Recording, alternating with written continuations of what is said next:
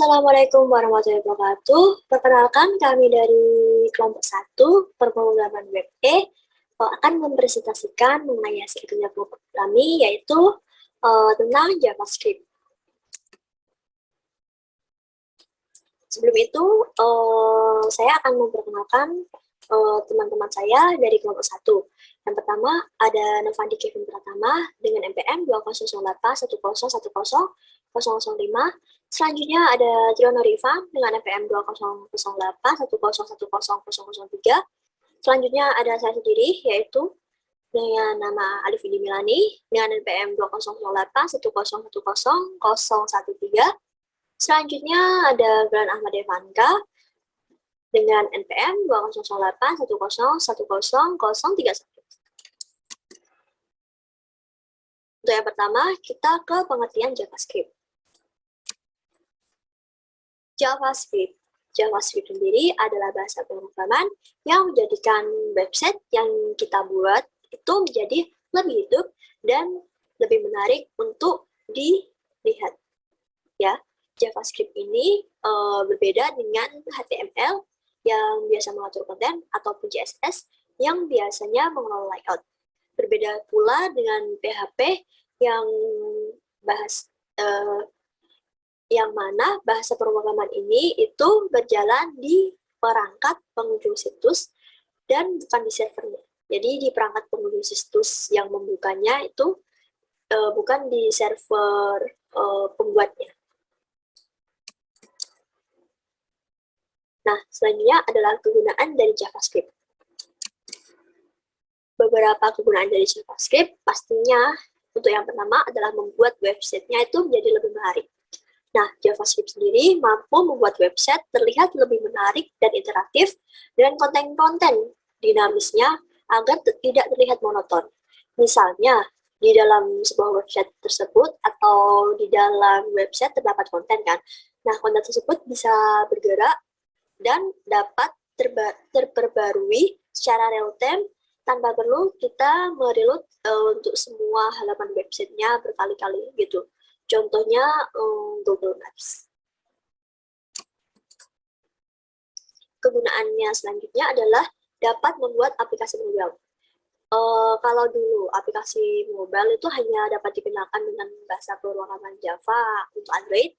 Nah, sekarang bahasa pemrograman ini sudah bisa digunakan dalam mobile API untuk membuat aplikasi mobile. Dan dalam pembuatan aplikasi mobile tersebut juga semakin mudah dengan adanya framework JavaScript khusus aplikasi mobile seperti React Native, dan juga framework ini pengguna bisa membuat aplikasi mobile untuk dua sistem operasi sekaligus, yaitu Android dan iOS. Kegunaan selanjutnya adalah dapat mengembangkan game berbasis web browser. Nah, untuk membuat game browser ini, bahasa pemrograman JavaScript ini dapat dikombinasikan dengan HTML5 yang mampu membuat game semakin menarik. Beberapa game populer JavaScript adalah Loadout Ultima dan Flappy Bird. Nah, untuk Flappy Bird sendiri pasti kalian udah tahu kan Flappy Bird itu seperti apa, yang beberapa tahun yang lalu mungkin booming, dan pasti setiap orang, tiap keluar, tiap lihat HP-nya pasti memainkan Flappy Bird, dan beberapa Flappy Bird ini sampai ada pengkopinya. Nah, itulah game yang menurut saya sangat-sangat terkenal pada masanya itu. Dan pengembangan game berbasis JavaScript ini didukung oleh adanya framework JavaScript khusus game seperti Playground.js, Panda.js, dan Windows. Selanjutnya, kegunaannya adalah menjalankan web server. Seiring perkembangan zaman, bahasa pemrograman ini tidak hanya mampu bekerja di sisi browser saja, tetapi juga sisi server dengan menggunakan Node.js. Nah, Node.js ini akan mengeksekusi kode JavaScript pada sisi server sehingga dapat menjalankan situs, aplikasi web, dan game berbasis browser. Nah, Node.js ini juga mampu menangani banyak proses secara bersamaan tanpa perlu menunggu satu proses selesai terlebih dahulu. sehingga prosesnya dapat dilakukan dengan lebih efisien dan lebih cepat. Selanjutnya, ada kelebihan JavaScript. Beberapa kelebihan JavaScript adalah tidak membutuhkan compiler karena web browser itu dapat menginterpretasikan dengan HTML.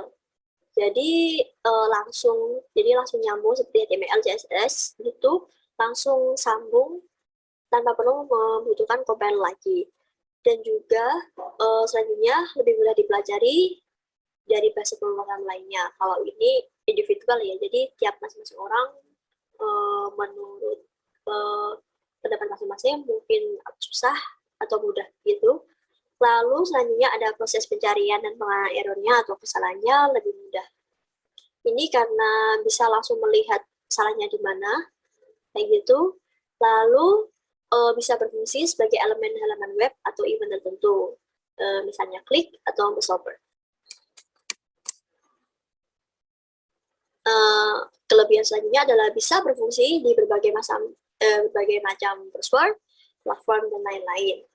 Selanjutnya, bisa menggunakan bahasa pemrograman JavaScript ini untuk memvalidasi input dan meminimalkan proses untuk memeriksa data secara manual, sehingga bisa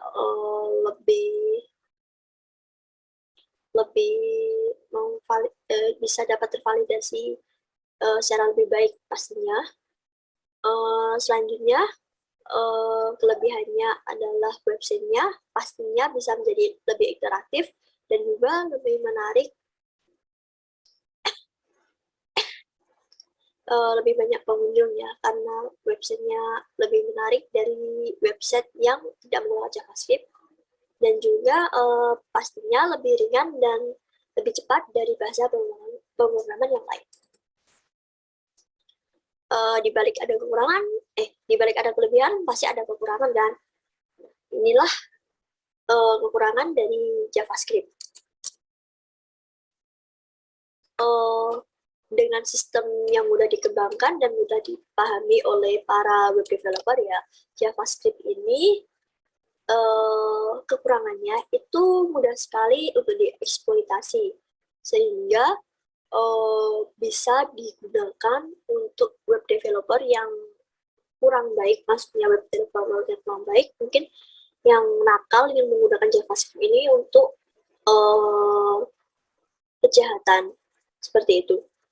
Lalu sangat berisiko digunakan untuk kepentingan yang buruk, seperti penggunaan websitenya jika dilakukan untuk memata-matai tidak direkomendasikan karena sangat berisiko, bisa langsung ketahuan.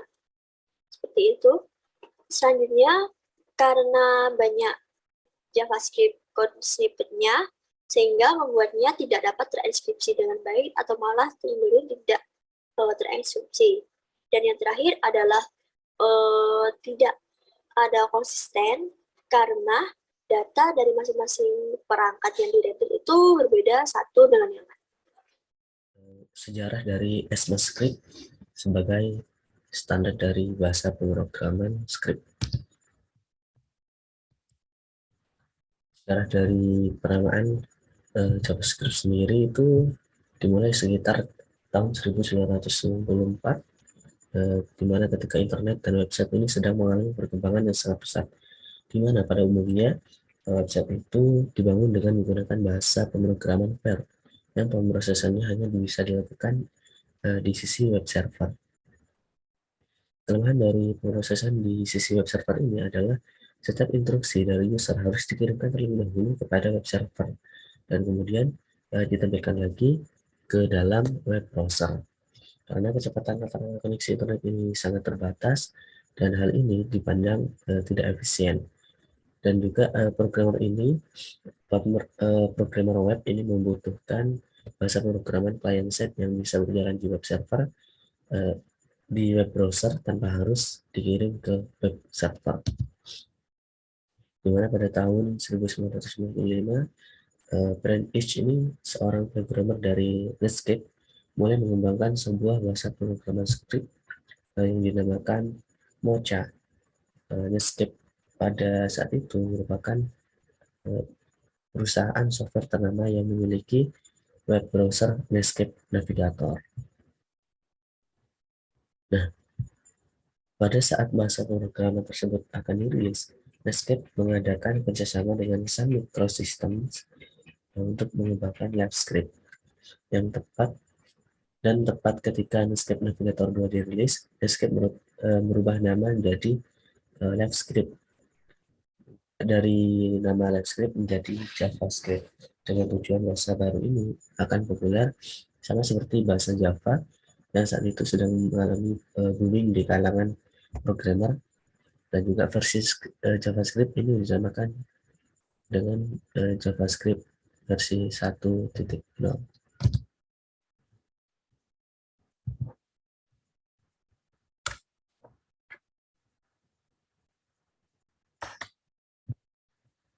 Nah, pesaing dari JavaScript dengan berjalannya waktu itu kemunculan JavaScript dari Microsoft.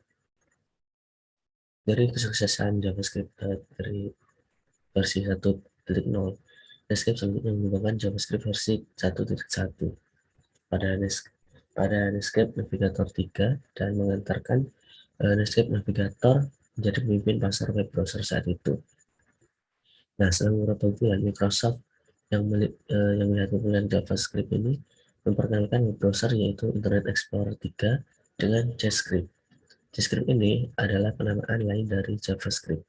Hal ini dilakukan Microsoft karena JavaScript merupakan merek dagang yang dimiliki oleh Sun and Netscape, sehingga Microsoft terpaksa mencari nama lain untuk versi JavaScript mereka. Selain menggunakan fitur yang mirip, JavaScript juga menambahkan beberapa fitur tersendiri sehingga JavaScript dan JavaScript tidak sepenuhnya kompatibel. Dan browser Internet Explorer 3 ini yang dirilis oleh Microsoft pada tahun 1996 adalah awal dari kemunduran Netscape Navigator, karena Microsoft merilis Internet Explorer 3 ini secara gratis dan sebagai software bawaan dari sistem operasi Windows. Akan tetapi, keputusan Microsoft menambah fitur JavaScript merupakan langkah besar dalam perkembangan JavaScript itu sendiri.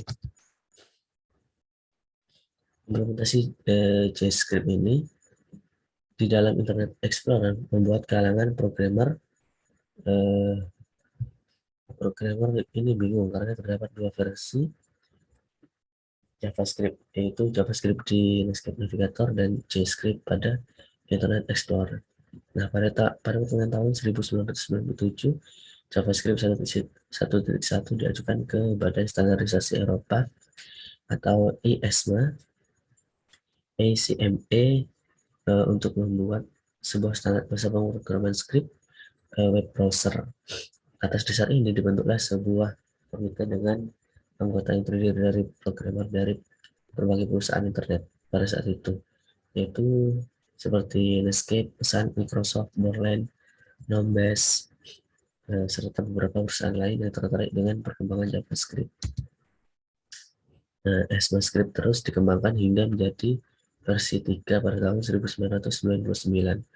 Nah, berita baiknya ini hampir semua browser saat itu, terutama di Microsoft Internet Explorer 5.5 dan Netscape 6, telah mendukung ECMAScript versi 3. Namun berita buruknya masing-masing web browser menerapkan standar dengan sedikit berbeda, sehingga masih terdapat kemungkinan tidak kompatibel.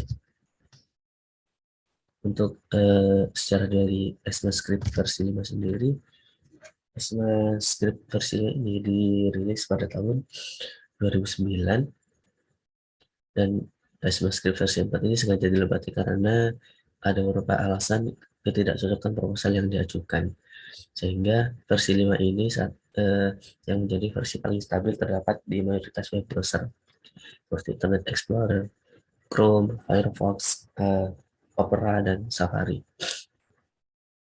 Akan tetapi perbedaan implementasi ECMAScript tetap ada dalam web browser. Biasanya perbedaan ini terkait dengan fitur-fitur tambahan.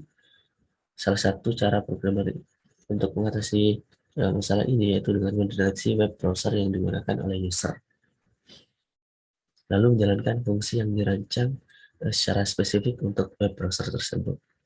Proses ini juga dikenal sebagai browser sniffing dan bukan sesuatu yang menyenangkan. Dan kabar baiknya, sekarang banyak terdapat library JavaScript yang dirancang untuk melapisi perbedaan ECMAScript ini. Salah satunya adalah jQuery, di mana jQuery ini menyediakan fungsi otomatis dalam mengatasi perbedaan implementasi ECMAScript di dalam web browser. Selanjutnya ada ECMAScript versi 6 yang dirilis pada bulan Juni tahun 2015. Cukup banyak penambahan baru pada versi ini, sebagian besar merupakan fitur lanjutan. Dan penggunaan JavaScript di server menggunakan Node.js. Di antara fitur tersebut adalah iterator baru, Python style, generator, arrow function, binary data, type arrays, terus collection, ada map set, and with maps, dan promises untuk membuat asynchronous programming. Dan juga penambahan function untuk tipe data, number, and math, dan math dalam fungsi matematika, terus reflection, serta proxies atau metaprogramming untuk visual project developers. Mulai dari script 6 ini dan selanjutnya, penamaan script akan menggunakan nama tahun saat standar tersebut dirilis, seperti ECMAScript 2015 dan ECMAScript 2016 dan seterusnya. Banyak perdebatan mengenai pemilihan nama ini sehingga masih sering disebut dengan ECMAScript 6. ECMAScript ini versi standar dari JavaScript. Jadi kalau misalkan ditanya ECMAScript atau JavaScript, yaitu ECMAScript adalah versi standar dari JavaScript. Namun karena kemudian JavaScript ini, hampir semua kalangan programmer menyebut ECMAScript adalah dengan sebutan umum, yaitu JavaScript. Oke, kita masuk ke JavaScript, menampilkan output. Nah, ada 4 cara menampilkan output pada JavaScript. Yang pertama, kita menggunakan console log, atau kita tahu di pemrograman lain bahasa C itu printf. Yang kedua ada fungsi alert, itu nanti seperti notifikasi. Yang ketiga ada document.write untuk penulisan. Yang keempat ada inner HTML. Nah, yang pertama ada fungsi console log, melakukan teks. Ya, langsung ini. Bentar. Nah, ini console log welcome to my profile, maka nanti akan muncul di bagian konsol. Nah, untuk mengeceknya sendiri kita bisa Ctrl Shift I atau klik kanan inspect. Lalu kita pilih di sini itu ada bar-bar, kita pilih yang bar konsol, maka akan tampil welcome to my profile website. Yang kedua ada alert itu jendela dialog. Seperti kalau sekarang itu kayak notifikasi gitu loh di HP. Nah, seperti itulah konsepnya alert. Menampilkan jendela dialog, fungsi sebenarnya berada pada objek Windows. Nah, untuk kodenya alert dalam kurung, langsung kita masukkan apa yang ingin kita tampilkan. Next. Nah, berikut ada contoh dari output sebelumnya. Sekalian belajar JavaScript. Nah, di sini kita OK nanti. Ini adalah alert seperti notifikasi ya. Lanjut, fungsi document.write. Objek dokumen adalah objek yang mewakili dokumen HTML di dalam JavaScript. Dalam objek dokumen terdapat write untuk menulis sesuatu ke dokumen HTML. Nah, ini sama seperti kalau kita menggunakan HTML biasa ya. H1 untuk penulisan judul, HR ini untuk garis panjang dari tepi ke tepi, P untuk paragrafnya. Kita dengan dokumen.write ini adalah kodenya mirip-mirip sih. Lalu kita lihat outputnya JavaScript sebagai H1, HR, lalu ada paragraf. Nah, yang terakhir ada inner HTML. Inner HTML adalah sebuah atribut di dalam objek HTML yang berisi string HTML. Dengan inner HTML, kita dapat menampilkan output ke elemen yang lebih spesifik. Misalnya nih, ada kelas. Nah, kelas tersebut memiliki kan pasti kelas kan ada banyak ya. Ambil saja IPA. Ada IPA 1, 2, sampai seterusnya. Nah, bagaimana sih caranya kita itu ingin mengubah satu saja kelas IPA, katakan IPA 1. Nah, itu bagaimana? Kita bisa memakai inner HTML. Nah, bagaimana caranya? Kita itu nanti akan, misalkan ya, ada kelas. Lalu katakan ada deretan banyak kelas. Kita pilih satu kelas, yaitu IPA 1. Kita tambahkan, kita berikan ID. Nah, nanti di inner HTML, kita akan menyangkutkan berdasarkan ID-nya. Maka yang terubah hanyalah IPA 1. Nah, misalkan di sini contoh, ini kan ada banyak P ya. Nah, dari sekian banyak P, saya menaruh satu ID pada ini, P yang ini. Nah, dengan ID-nya itu nama, ini harusnya itu kan munculnya I'm Devan. Nah, di sini, di bawah sini, dokumen .get element by ID. Kan kalian ingin mengubah berdasarkan ID ya. Jadi, pilihnya ID. Elemen by ID itu pasti huruf awalnya itu besar, selain itu kecil. Kita masukkan ID-nya nama, seperti tadi, dan inner HTML. Nah, di sini tuh sebenarnya ada lanjutannya, cuma ketutupan dengan video saya ini yang oke. Ini sebenarnya itu ketikanya itu untuk merubah yang M Devan ini menjadi M Kang. Nah, jadi kita itu ingin merubah salah satu P, misalkan di situ M Devan akan menjadi M Kang. Oke, kita lihat. Nah, sebelumnya M Devan, sesudahnya jadi Kang. Nah, P yang lainnya tidak akan ikut berubah. Hanya P yang diberikan ID saja. Nah, masuk ke deklarasi variabel. Nah, ada 3 ya untuk deklarasi variabel sendiri. Yang pertama ada var, let, dan const. Nah, apa sih bedanya? Mari kita bahas. Nah, var sendiri menganut scope, sistem scope, yakni functional scope. Apabila var terdapat sebuah variabel misalkan i910, maka harus deklarasikan sebelum console log. Maksudnya gimana? Nah, kita lihat saja di sini. Di codingan sebelah kanan, kita sudah memiliki var i sama dengan 10. Kita mendeklarasikan lah istilahnya var i sama dengan 10. Lalu kita console log, kita tampilkan i. Maka yang muncul akan apa? Berapa? Pasti 10. Ya kan? Karena kita mendeklarasikan i sama dengan 10. Nah, berikut outputnya. Outputnya 10 ya. Apabila bentuk codingan yang kita masukkan seperti ini, console log i, ini bacanya gimana? Nah, ini bacanya kan kita tampilkan i. Nah, baru kita habis kamu tampilkan i. Nah, ini variabel i. Nah, kira-kira program itu akan membacanya itu gimana? Kan kita pertama itu menyuruh kamu harus bisa menampilkan i, sedangkan kita belum memberikan apa-apa kan? Maka nilai yang tampil itu bukan 10 nanti, tapi undefined. Di JavaScript itu kalau kita menggunakan var, itu kalau salah itu bukan kayak error atau segala macam. Karena walaupun kita salah nanti akan ada persentase nilai entah berapa itu kalau di var, jadi akan berubah langsung menjadi undefined. Nah, disinilah salah satu kekurangan dari var, karena sedikit tidak sesuai dengan bahasa pemrograman yang lain ya. Kalau memang tidak sesuai maka akan error. Nah, kita next. Nah, bagaimana kalau let? Let berbeda dengan var, let dan const memakai scope berupa block scope, di mana cakupan variabel yang dipisahkan oleh setiap blok itu diapit oleh kurung kurawal. Nah, jika dalam var tadi perintah di luar kurung kurawal namun masih bisa, jadi di var itu walaupun perintahnya di luar kurung kurawal itu masih bisa nyangkut. Nah, itu salah satu kekurangan juga. Namun dengan adanya let dapat memperbaiki itu semuanya. Nah, kita bisa lihat. Nah, contoh codingan ini kita sudah punya codingan ya, dimana for let a sama dengan 0, a kurang dari 10, a plus plus. Tampilkan console log a. Nah, di luar kurung kurawal kita coba nih tampilkan lagi console log a. Nah, sebelumnya di for ini bacanya gimana?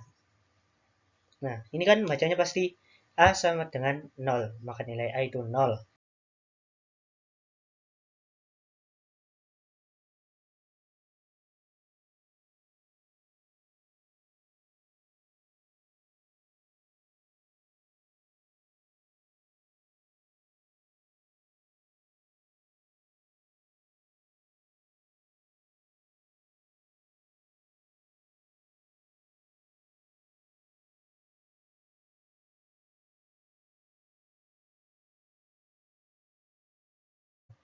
Bukan yang di luar.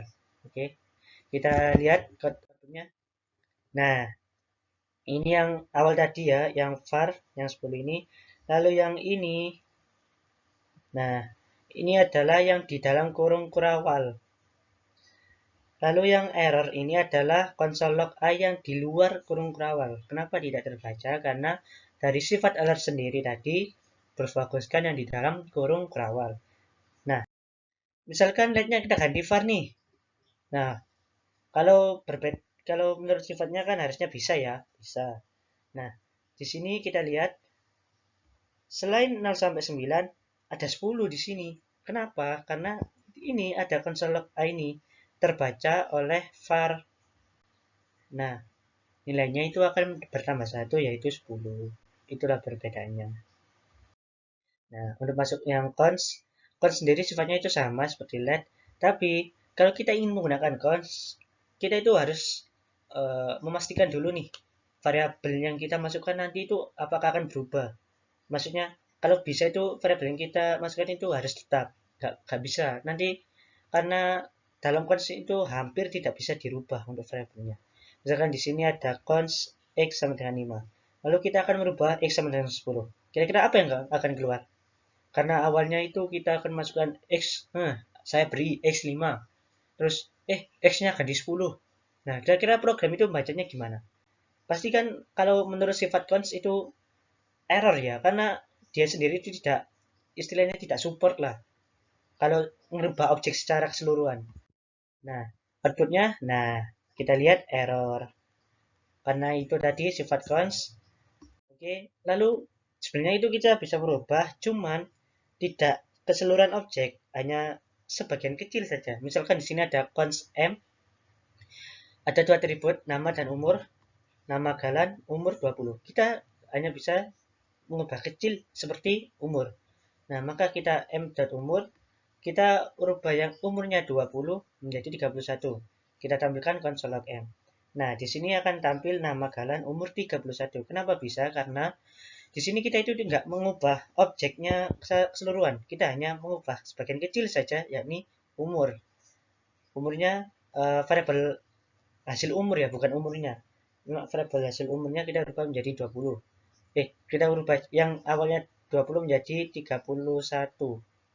Nah, maka akan tampil 31. Masih bisa yang kecil-kecil saja untuk yang cons. Nah, masuk ke bagian komentar. Komentar tidak akan dimunculkan pada konsol karena komentar hanya berfungsi sebagai pemberi keterangan. Nah, seperti ini. Ini ada komentar. Nah, ini hanya sebagai kayak, kan pasti ya kalau kita ngoding itu, bahkan ngoding yang hanya sampai ratusan puluhan itu aja kita masih nyari. Ini mana ini yang bagian cons, bagian LED, bagian var. Nah, untuk memudahkan kan kita bisa memberikan ini materi. Jadi ini tidak akan terbaca oleh sistem, cuma hanya istilahnya kita beri marka atau tanda lah. Jadi ya seperti itu fungsinya komentar, hanya sebagai tanda. Nah, yang kali kita masuk ke materi selanjutnya ada condition atau kondisi. Nah, ada 4 nih. Kira-kira ada if else, dan switch. Nah, karena contoh if else dan if else itu serupa, maka kita jadikan satu. Nah, ini ada contoh codingan di mana eh, ini ya, yang kita fokus dari yang baris 19 sampai ke bawah. Kita masukkan let umur. Umurnya itu kita sudah tentukan nih. Umurnya itu 31.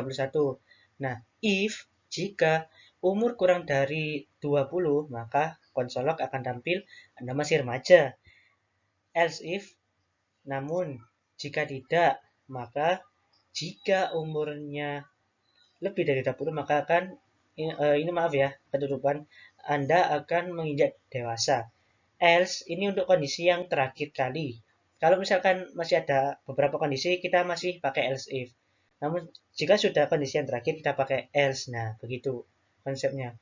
Mencolok Anda sudah berumur. Maka kita lihat outputnya berarti akan menginjak dewasa. Nah, seperti ini terlihat. Umur 31 menginjak dewasa. Memasuki fase dewasa.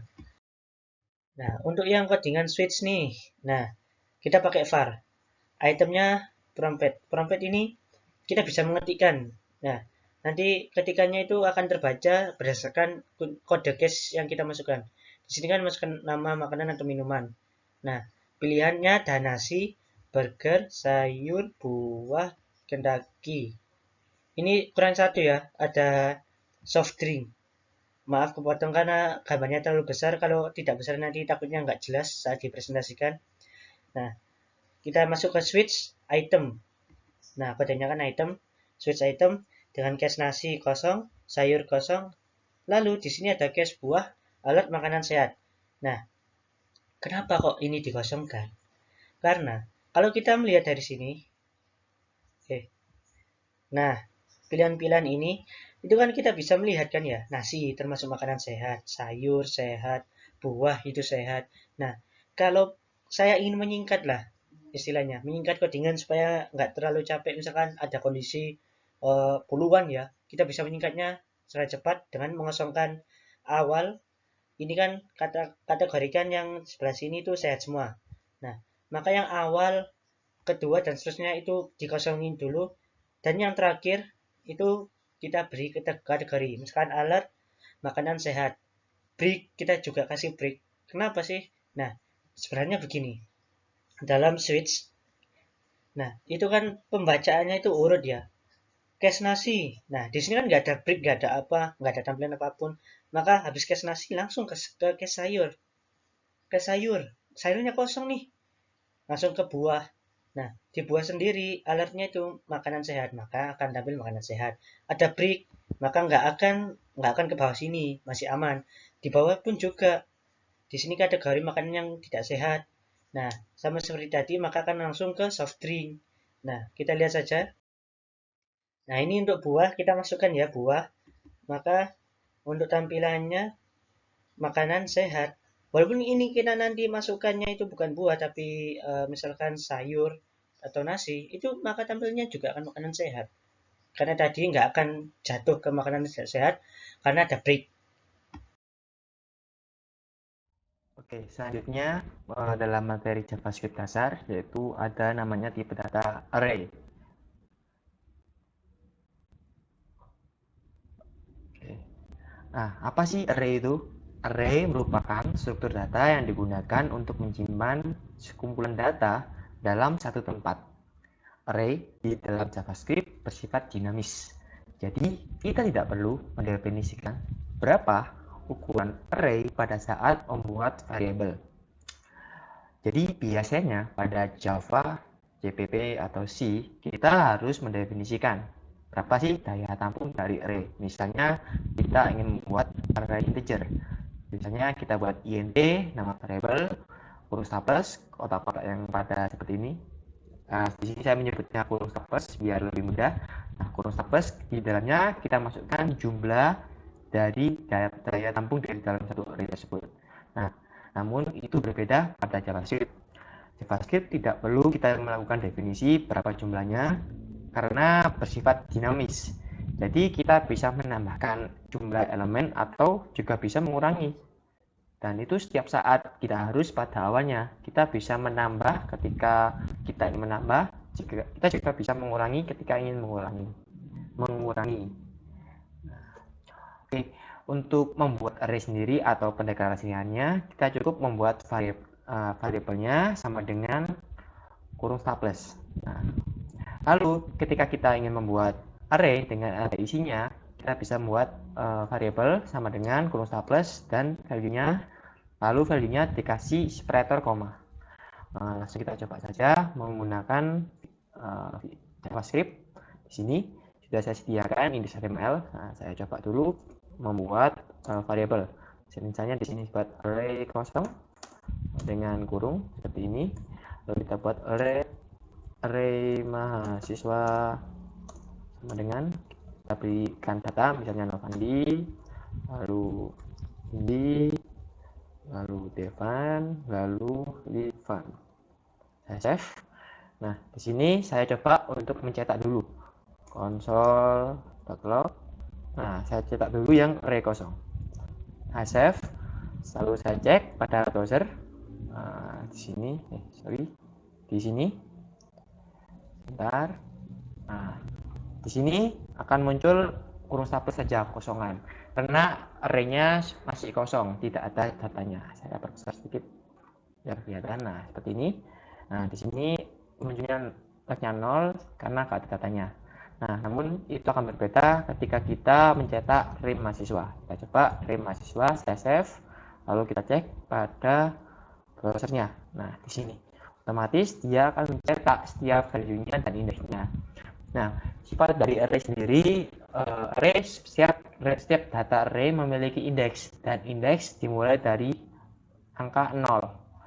Jadi ketika data yang awal akan dimulai 0 dan bertambah seiring jumlah data. Nah, seperti ini. Oke, selain itu untuk ada tips dan trik dalam mencetak konsol array. Di sini kita bisa membuat tabel dengan cara console.tabel. Nah, ini sekedar tips dan trik untuk mempermudah mengecek data. Kita bisa membuat console table, otomatis di sini konsol akan membuatkan tabel. Nah, jadi kita lebih mudah lagi dalam mengoreksi datanya. Nah, ada indeks 0, ada Novandi value-nya, ada indeks 1 value-nya Indi, ada indeks 2 value-nya Devan, dan seterusnya. Nah, seperti ini. Jadi ini bisa mempermudah kita dalam mengecek variable array, tipe data array. Oke. Lalu selanjutnya, nah, array sendiri memiliki fungsi atau operasi pada tipe datanya. Misalnya di sini kita bisa menambahkan data pada setelah array dideklarasikan dengan cara array.pushValue. Lalu kita juga bisa mendapatkan panjang dari array dengan cara array.length. Lalu kita bisa mendapatkan data pada posisi indeks yang spesifik, yaitu array kurung staples indeks. Lalu kita juga bisa mengubah value dari posisi spesifik dengan cara array kurung staples indeks sama dengan value. Lalu kita juga bisa menghapus data di posisi yang spesifik, namun tidak akan membuat indeks berubah dengan cara delete array index. Nah, mungkin langsung kita coba saja pada VS Code. Oke, saya buka lagi di sini. Nah, di sini saya sudah punya, ini saya hapus dulu yang atas. Nah, di sini misal saya sudah punya 4 mahasiswa. Nah, di sini saya akan menambahkan mahasiswa baru dengan cara console.push. console.push array mahasiswa.push. Nah, misalnya saya tambahkan Dani. Save. Lalu kita buat tabelnya lagi untuk mengecek data yang baru. Nah, saya save, lalu saya cek. Nah, jadi awalnya mahasiswa berjumlah 4 di sini, indeks terakhirnya 3. Lalu datanya setelah saya tambahkan di sini, nah datanya berubah menjadi 5. Nah, ada Dani di terakhirnya. Jadi seperti yang saya katakan tadi, array atau JavaScript bersifat dinamis. Kita bisa menambahkan atau mengurangi setiap saat, seperti itu. Nah, oke, seperti ini. Selain itu, kita juga bisa mengecek jumlah isi dari variable array dengan cara array.length. Nah, misalnya di sini saya buat console.log. Nah, saya buat jumlah mahasiswa dua koma, misalnya array mahasiswa.length. Nah, saya save, saya cek lagi di sini. Nah, otomatis di sini kita bisa mengetahui jumlah isi datanya. Misalnya saya membuat output seperti ini, jumlah mahasiswanya berapa dengan cara console.log jumlah mahasiswa, array mahasiswa.length. Nah, akan memunculkan jumlah mahasiswanya dan value jumlahnya seperti itu. Selain itu, kita juga bisa mencetak spesifik data pada indeks tertentu. Misalnya di sini saya ingin cetak nama Novandi. Nah, saya komen dulu. Oke, saya komen, lalu saya taruh di bawah. Misal di sini saya ingin mencetak konsol log. Nah, kita bisa memanggil array-nya, array mahasiswa. Lalu kita panggil indeksnya. Indeks berapa yang ingin kita cetak. Di sini Novandi kan yang awal, otomatis dia 0. Coba 0. Nah, kita cek pada konsol. Nah, otomatis yang tercetak hanya Novandi. Nah, selain itu, kita juga bisa merubah spesifik dari indeksnya. Misalnya di sini saya ingin merubah Novandi ini menjadi nama lengkap saya. Nah, saya bisa mengubahnya dengan cara array mahasiswa 0, lalu di sini sama dengan saya ganti Novandi Kevin Pratama. Lalu kayak konsol log lagi, log array mahasiswa 0. Nah, otomatis kita lihat lagi yang awalnya Novandi akan menjadi Novandi Kevin Pratama. Jadi kita juga bisa merubah value pada indeks tertentu secara langsung. Lalu selanjutnya yaitu menghapus. Nah, di sini kita juga bisa menghapus value tapi tanpa merubah indeksnya. Misal di sini saya ingin menghapus Devan. Nah, Devan ini indeksnya posisi 1, 2, 3, berarti indeks kedua. Nah, saya ingin menghapusnya. Misalnya ini saya komen dulu, saya hapus saja biar rapi. Oke, di sini saya uncomment. Nah, ini saya copy, saya taruh di sini. Jadi ketika awalnya dia akan menunjukkan jumlah mahasiswanya. Nah, ini saya hapus, tidak perlu. Hapusnya saya hapus, saya ganti menjadi delete. Nah, delete array mahasiswa, saya hapus Devan. Nah, seperti ini. Otomatis saya lihatkan lagi pada konsolnya yang awalnya di sini ada 4 data ya, 4 data. Nah, dapat indeksnya 0 sampai 3, jumlah mahasiswa 4. Lalu saya delete, otomatis mahasiswanya menjadi 3. Namun ketika di .length jumlah mahasiswa tetap 4. Jadi dia hanya menghapus saja atau bisa kita bilang menyembunyikan saja. Tapi indeksnya tetap 013, jadi tidak naik. Seharusnya kan ketika kita menghapus indeks yang kedua, indeks ketiga akan naik menjadi 2. Nah, dengan menggunakan delete, fungsi delete, kita tidak akan merubah indeksnya. Indeks selanjutnya menjadi indeks ke sebelumnya, seperti itu.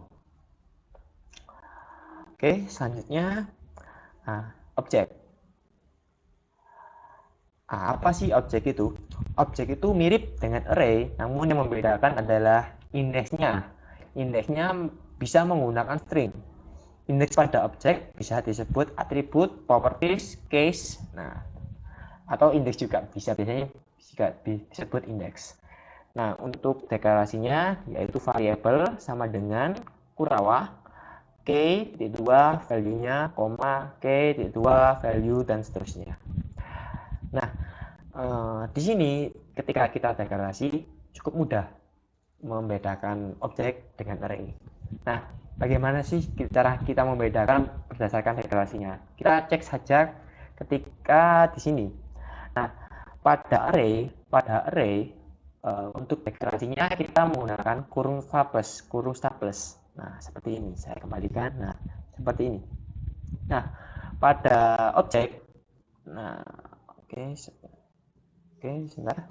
Nah, pada objek kita menggunakan kurung Kurawah. Nah, jadi ketika kita ditanyakan apakah ini objek, apakah ini array, cukup kita lihat saja apakah kurung staples atau kurung Kurawah. Kurung staples pasti array, kurung Kurawah pasti objek. Nah, selain itu, apalagi yang membedakan? Yang membedakan ketika objek kita harus mendefinisikan case-nya. Ketika array, dia tidak perlu mendefinisikan case-nya karena dia otomatis dibuatkan. Indeksnya berupa angka. Sedangkan objek kita bisa berupa angka ataupun bisa juga berupa string. Nah, contohnya seperti ini. Name, X, NPM, GT, dan lain-lainnya. Nah, untuk deklarasinya seperti ini, atau kita bisa coba saja pada VS Code. Saya buka dulu sebentar. Oke, di sini saya hapus biar mudah. Di sini saya mau buat objek mahasiswa, misalnya let mahasiswa. Di sini let mahasiswa ini memiliki beberapa atribut. Nah, atributnya misalnya di sini ada nama. Saya berikan nama Novandi Kevin Pratama. Lalu dia juga memiliki NPM. Nah, seperti NPM berapa 1.1.5. Lalu dia juga memiliki prodi, misalnya prodi. Nah, D2 misalnya di sini teknik informatika seperti ini. Kita coba konsol dulu ya, biar tahu bagaimana sih hasilnya ketika dikonsolog mahasiswa. Save, kita cek pada konsolnya. Nah, otomatis tercetak seperti ini, ada nama, ada NPM, ada prodinya. Nah, berbeda dengan array. Ketika array yang di sininya berupa angka, tapi ketika objek kita bisa custom mendefinisikan sendiri, misalnya nama, NPM, indeks, kota, tempat lahir, tanggal lahir, terserah kita. Nah, seperti ini. Nah, kita juga bisa menggunakan konsol tabel biar mempermudah melihatnya. Konsol tabel, nah otomatis dia akan berbentuk tabel seperti ini. Jadi kita bisa lebih mudah lagi mengetahui, oh namanya Novandi, NPM-nya berapa, prodinya apa, seperti itu. Lalu selanjutnya di sini juga bagaimana sih cara mengakses satu atribut saja. Nah, di sini kita juga bisa mengakses atributnya dengan cara konsol, misalnya saya konsol dulu.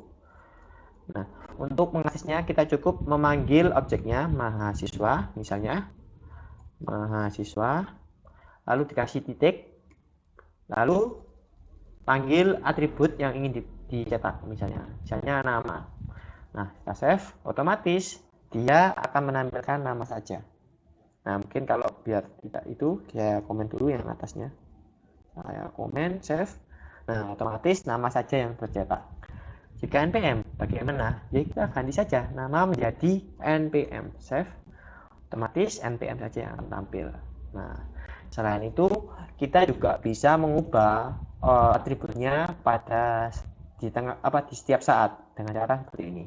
Misalnya di sini ketika definisi saya salah mendefinisikan value-nya.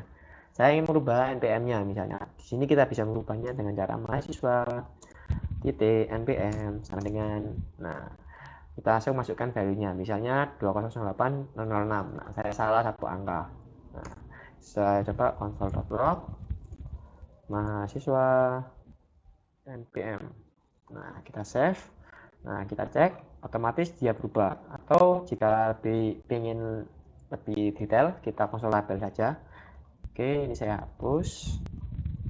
Nah, ini saya copy, saya pastekan di sini. Nah, kita bisa cek. Di sini awalnya NPM-nya 005. Ketika selanjutnya saya konsol tabel, otomatis sudah berubah lagi NPM-nya. Seperti itu.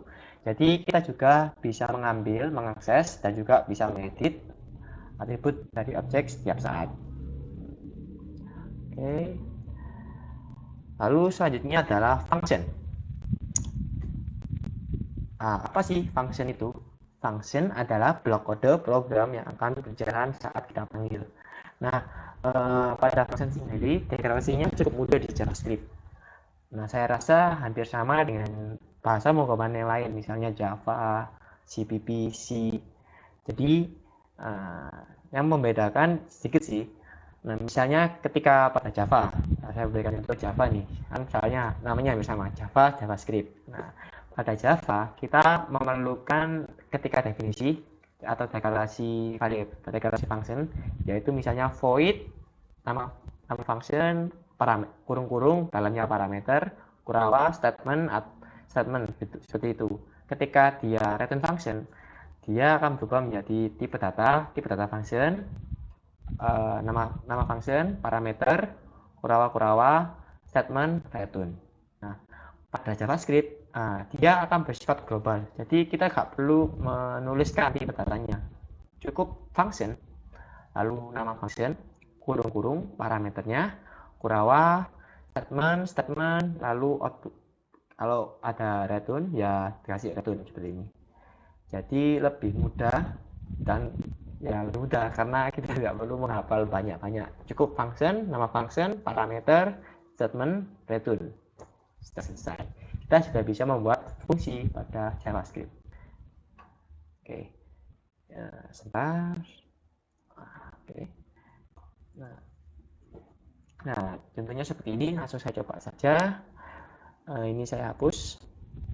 Oke, misalnya di sini saya membuat fungsi say hello. Dia akan menampilkan hello world, console.log hello world. Nah, di sini saya akan coba dulu, saya tampilkan pada ini. Nah, tidak terjadi apapun. Oke, di sini tidak akan terjadi apapun. Kenapa? Karena fungsinya belum kita panggil. Nah, fungsi itu sama seperti manusia. Ketika manusia berjalan dan tidak dipanggil, ya dia hanya berjalan saja. Namun ketika dia dipanggil, namanya misalnya, dia akan menoleh. Misalnya kita memanggil terus kita perintahkan sesuatu. Misalnya, tolong belikan gorengan. Tapi kita tidak memanggil namanya. Ya dia tidak akan tidak akan menjalankan perintahnya. Kita harus memanggil namanya dulu, lalu memberikan perintahnya. Sama seperti function. Function, meskipun kita sudah berikan perintah, tapi belum kita panggil, ya dia tidak akan dijalankan. Nah, otomatis seperti ini, tidak akan dijalankan. Bagaimana cara menjalankannya? Ya kita panggil. Nah, say hello, misalnya seperti ini. Nah, otomatis langsung dijalankan. Dia akan mencetak hello world ketika fungsinya dikreasikan atau dipanggil. Nah, buat apa sih adanya fungsi? Fungsi bisa meminimalisir kode yang duplikat atau bisa katakan coding dirty code. Dengan fungsi kita bisa membuat clean code. Misalnya di sini saya ingin membuat hello world-nya berjumlah berkali-kali misalnya. Nah, kita cukup membuat gini aja. Say hello-nya saya panggil lagi, say hello, save. Nah, otomatis hello world-nya 3 kali. Jadi saya tidak perlu mengetik console log hello world, console log hello world, console log hello world. Dengan memanggil fungsinya saja, kita bisa menghemat waktu mengetik dan dalam codingan pun lebih bersih. Jadi ketika kita ngoding atau belajar pemrograman, usahakan codingan kita bisa dibaca oleh orang lain. Nah, dengan begini orang lain juga bisa paham. Oh ya, fungsi ini memanggil say hello, gunanya untuk mengucapkan hello. Nah, seperti itu. Nah, selain itu kita juga bisa menambahkan parameter. Nah, misalnya di sini saya ingin membuat hello world nama orang. Misalnya hello nama orang. Oke, sorry. Hello nama orang. Misalnya di sini hello nama. Nama di sini saya berikan parameter nama. Nah, saya berikan hello Novandi. Misalnya seperti ini. Save. Nah, otomatis dia akan mencetak hello Novandi. Nah, selain itu kita juga bisa mengganti. Misalnya say hello Devan. Nah, saya save. Nah, otomatis hello Novandi, hello Devan. Nah, kita bisa membuat variabel yang dinamis dengan menggunakan parameter seperti itu.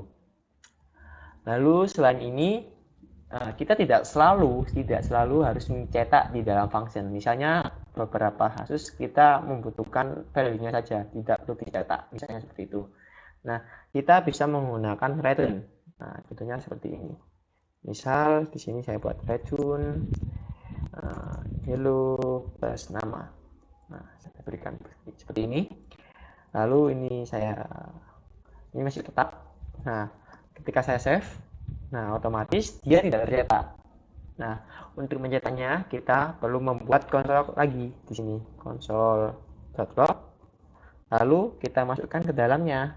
Nah, kan kita masukkan. Nah, otomatis namanya muncul hello Novandi. Nah, saya buat lagi console.log.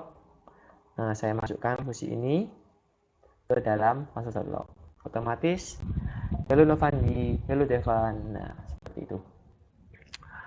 Lalu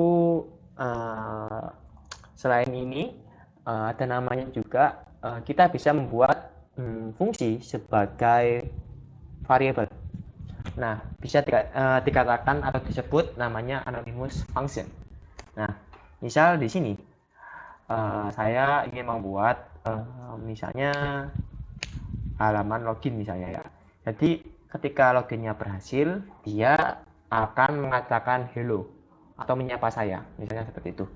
Nah, di sini saya coba dulu ya. untuk definisinya dengan cara seperti ini. Kita buat cons.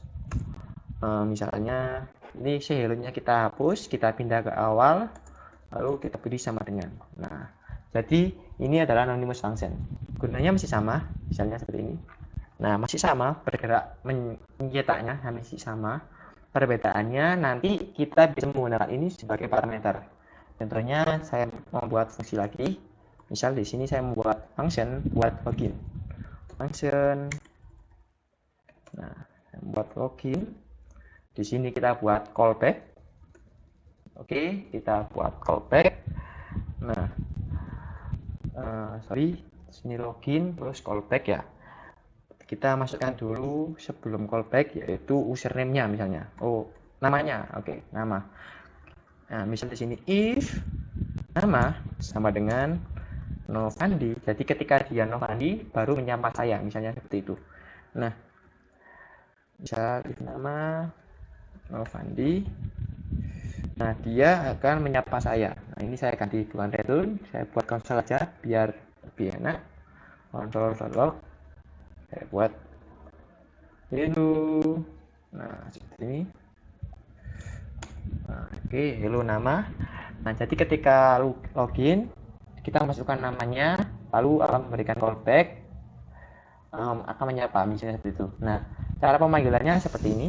Kita bisa panggil dengan cara login. Kita masukkan namanya, misalnya di sini Novandi. Nah, kita juga memberikan fungsi. Nah, di sini kan kita sudah membuat fungsinya menjadi variabel. Nah, kita masukkan say hello, kita save. Nah, otomatis hello Novandi. Nah, tapi jika kita ganti misalnya Devan, save. Nah, otomatis tidak menjawab apapun. Nah, misalnya di sini kita beli else. Nah, kita beli else. Nah, kita buat callback yang error misalnya. Di sini kita buat anonymous function lagi, cons misalnya login gagal misalnya. Login violet saja, violet login. Nah, kita buat function. Nah, di sini akan console.log login gagal seperti ini. Nah, kita bisa masukkan di sini, kita buat callback error. Nah, kita panggil callback errornya di sini. Nah, seperti ini. Otomatis, di sini kita menambahkan variabel baru yaitu violet login. Nah, kita save. Otomatis di sini akan login gagal. Tapi jika ini kita ganti menjadi Novandi sesuai kondisi yang saya buat, nah otomatis dia akan menyapa saya seperti itu. Jadi kita sebenarnya bisa menggunakan function pada JavaScript sebagai parameter, sebagai variabel dengan cara menjadikannya anonymous function. Jadi di sini kita bisa menjadikannya variabel atau parameter dengan cara anonymous function. Maaf, saya ulangi lagi. Oke, di sini seperti ini. Lalu ada cara lagi yang lebih baru. Jadi ada namanya arrow function. Arrow function adalah salah satu shortest ways atau cara mempersingkat pembuatan function. Ketika kita membuat anonymous function kan terlalu panjang, misalnya cons say hello sama dengan function kayak boros gitu, boros dalam mengetik. Nah, dengan anonymous function lebih sederhana lagi dengan cara seperti ini. Anonymous function perlu diketahui juga, anonymous function baru bisa dijalankan pada ECMAScript 6 atau ES6. Jadi fitur baru pada ES6, bukan fitur lama sih, tapi ya sudah bisa dijalankan pada browser yang masa kini. Seperti itu. Nah, misalnya di sini say hello ya. Say hello ini saya ingin merubah menjadi arrow function. Nah, dengan cara cons say hello, di sini saya ubah menjadi fungsinya kita hapus. Lalu di sini saya berikan arah sama dengan arah kanan. Nah, seperti ini. Jadi deklarasinya lebih singkat. Nah, dan mengeluarkan yang sama. Nah, seperti itu. Nah, di sini juga kita bisa juga membuat seperti ini. Hapus. Nah, kita buat sama dengan. Nah, hello Novandi. Selain itu, kita juga bisa memanggil arrow function menjadi parameter, misalnya seperti ini. Nah, misal di sini saya tidak ingin membuat fungsi ini karena terlalu ribet. Nah, saya hapus. Nah, saya save. Nah, di sini ketika dia gagal, dia akan mencetak namanya tidak ditemukan seperti itu. Nah, di sini saya berikan dulu nama. Oke. Nah, di sini kita buat row function, misalnya nama, kita buat arah kanan. Nah, dia akan membuat misalnya console.log, maaf, nama tidak bisa login. Nah, seperti itu. Nah, ini saya hapus auto completion-nya. Nah, misal di sini Hello Novandi, saya panggil Devan. Nah, maaf, Devan tidak bisa login. Nah, selain ini, kita juga bisa semua sih. Say hello-nya mungkin kita hapus dulu. Kita tidak perlu say hello. Nah, kita bisa melakukan deklarasi langsung. Nah, dengan cara misal di sini nama, arah kanan, Kurawa, misalnya di sini console.log, selamat datang nama. Nah, ini saya hapus dulu. Nah, oke, saya save. Nah, di sini maaf Devan tidak bisa login, lalu kita ganti menjadi Novandi, save. Nah, selamat datang Novandi. Nah, jadi dengan adanya arrow function ditujukan agar kita melakukan deklarasi function lebih cepat dan lebih singkat lagi. Seperti itu. Oke, ini sudah. Nah, mungkin itu saja dari kelompok kami, dari kelompok 1 untuk tugas masa pengembangan JavaScript. Jika ada salah kata, kami mohon maaf. Wassalamualaikum warahmatullahi wabarakatuh.